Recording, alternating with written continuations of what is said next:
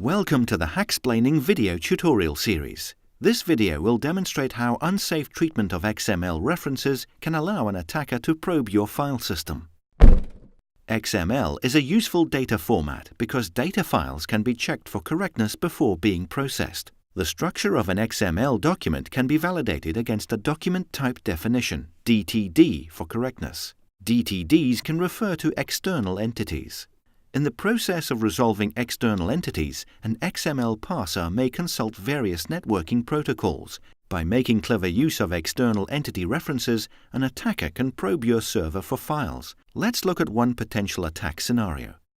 OpenID is a popular authentication scheme implemented by web developers who want to use a third-party identity provider. Whenever you see "Login with Google," you are using OpenID. With OpenID, the workflow is generally performed by redirects between the site the user is seeking to log into, the relying party, and the identity provider. Version 2 of the OpenID specification allows for service discovery via XML. If the OpenID implementation is insecure, this allows harmful XML to be injected. Mal is a hacker who has discovered a vulnerability in the OpenID implementation of a popular social networking site. He crafts a malicious XML packet with an external reference to the path etc password, a file that commonly holds user information on Unix systems. His hope is that when the XML is parsed, the parser will expand this file in line, revealing sensitive information to him. He then hosts the malicious XML file on his own server as part of the trap. Next, he crafts a URL to the social media site, mentioning the URL of his malicious XML file. He opens the URL in his browser.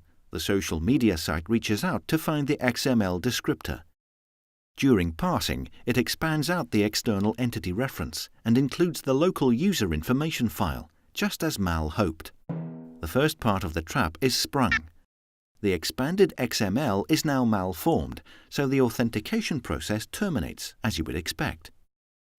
However, as part of the error reporting back to Mal, the site includes the fully expanded XML file, which incorporates the user information file. The trap is sprung. And now Mal has a foot in the door. He is able to read sensitive data files on the server, and it is likely only a matter of time before he figures out how to smuggle code up there and escalate his attacks.